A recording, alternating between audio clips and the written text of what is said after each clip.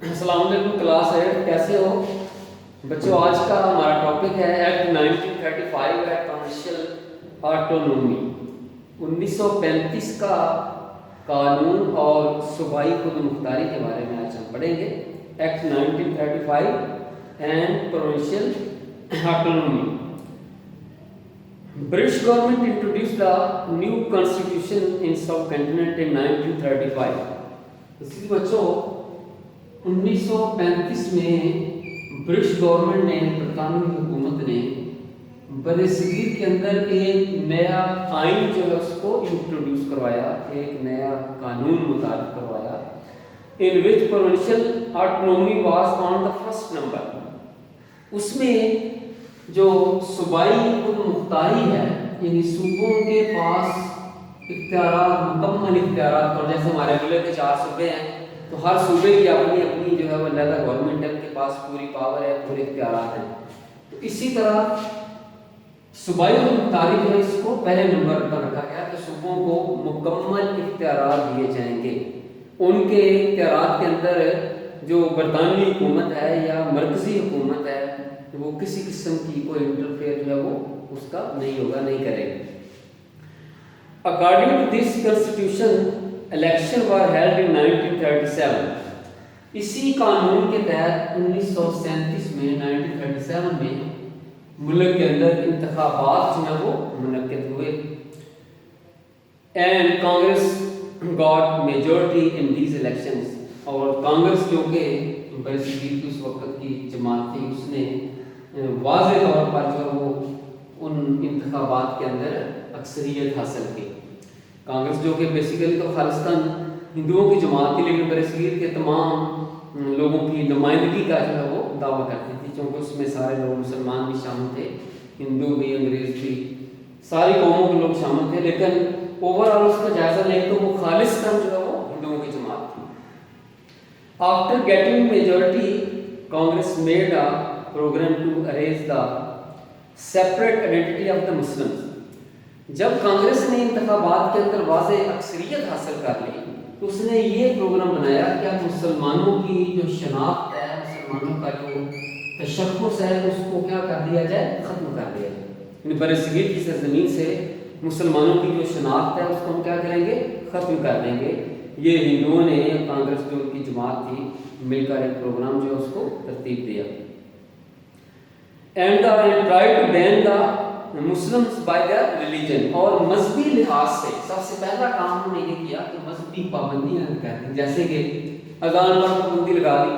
1937 کے اندر جو کانگریسی وزارتوں کی حکومت بنی، انہوں نے مسلمانوں پر مذہبی پابندیاں کون سی لگائیں؟ سب سے پہلے اذان پر پابندی لگا دی، گائے کے ذبیحہ پر پابندی لگا دی، مسلمانوں کا مساجد میں آنا جو وہ بند کر دیا، یعنی وہ ان پر پابندی لگا دی. تو بہت سی جو مذہبی پابندیاں تھیں مسلمان پر وہ لگا دی. اس کے ساتھ ساتھ جاب پر اسٹاپ ٹو گیو مسلمانوں کو جاب دینے سے بھی کیا کر دیا گیا، حکومت کو روک دیا گیا، یعنی ان پر سرکاری ملازمتوں کے دروازے بھی بند کر دیے. جو سرکاری ملازمتوں کے ساتھ ساتھ Hindi language was tried to implement in school in place of Urdu. اسکولوں کے اندر کانگریسی وزارتوں نے یا کانگریس کی حکومت نے یہ کیا کہ اردو کی جگہ ہندی زبان جو ہے اس کو امپلیمنٹ کرنے کی پوری انہوں نے کوشش کی. It was dress to worship idol of Gandhi.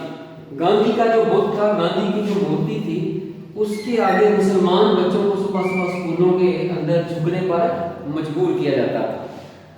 یعنی گاندھی کی مورتی کے سامنے اسٹوڈنٹ جو ہیں انہیں صبح جو ہے وہ تعظیماً وہ کہتے ہیں کہ اس کے آگے جھکو جناب. اس کے ساتھ ساتھ مسلم were said to get like on forehead. مسلمان جو تھے اس کے ساتھ ساتھ انہیں یہ بھی کہا گیا کہ وہ اپنی پیشانی پر جو ہے یہ تلک کا، جیسے ہندوؤں کو آپ دیکھتے ہیں کہ ایک تلک کا انہوں نے نشان لگایا ہوتا ہے اپنے ماتھے پر، اس طرح وہ ایک دس بنا ہوتا ہے، نشان بنا ہوتا ہے. تو یہ بھی مسلمانوں سے کہا گیا کہ وہ یہ کام بھی کریں. مسلم were said to get Tilak on forehead، یعنی پیشانی پر یہ بھی لگاؤ.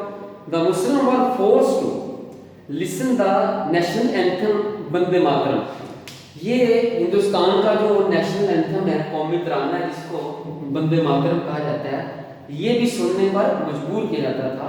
حالانکہ اس ترانے کے اندر جتنا بھی اس کا ٹرانسلیٹ کر کے پڑھو تو اوور آل جو ہے یہ مسلمانوں کے کیا خلاف ہے کہ مسلمان باہر سے آنے والی قوم ہے, یہ لٹیرے ہیں, یہ ڈاکو ہیں, یہ چور. اس کی ٹرانسلیشن جو ہے ہندی زبان سے اردو میں کنورٹ کرو تو ساری ساری, اور ایسا ترانہ جو ہے وہ بچوں کو سننے پر مجبور کیا جاتا تھا.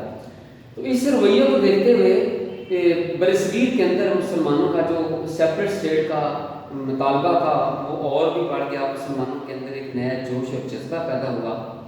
اسی سلسلے کے اندر 1938 قائد اعظم محمد Ali Jinnah and Muslim league, اس ان کی جماعت جو تھی, دونوں نے مل کر جو وہ پٹنہ کے مقام پر ایک مسلم لیگ کا اجلاس منعقد کیا, اور وہیں پر Quaid Azam was title by Quaid Azam. یہ جو قائد اعظم کا لقب ہے 1938 کے اندر جو ہے وہ قائد اعظم کو اس لقب سے نوازا گیا. When the Ministry of Congress were arranged, then the Qaid Azam and Muslim League appealed to the Muslim on 22nd December in 1939 to celebrate the Day of Deliverance. اس کے بعد جب یہ کانگریسی وزارتیں 1939 کے اندر ختم ہوئی تو قائد اعظم نے یوم نجات جو ہے وہ ملک کے اندر منایا گیا, جس کو ڈے آف ڈیلیورنس کہا جاتا ہے. عزیز طلبہ, یہ آج کا آپ کا ٹاپک تھا 1935 اینڈ پروونشل آٹونومی جو ہے, جس کے بارے میں آپ نے پڑھا کہ اس آئین کے تحت صوبوں کو خود مختاری کس طرح دی گئی. لیکن ان وزارتوں کے اندر سب سے زیادہ جو نقصان ہے وہ مسلمانوں کو ہوا, اور یہی وہ 2.5 سالہ دور تھا. اس سے پہلے شاید مسلمان اتنا زیادہ علیحدہ ملک کا مطالبہ نہیں کر رہے تھے.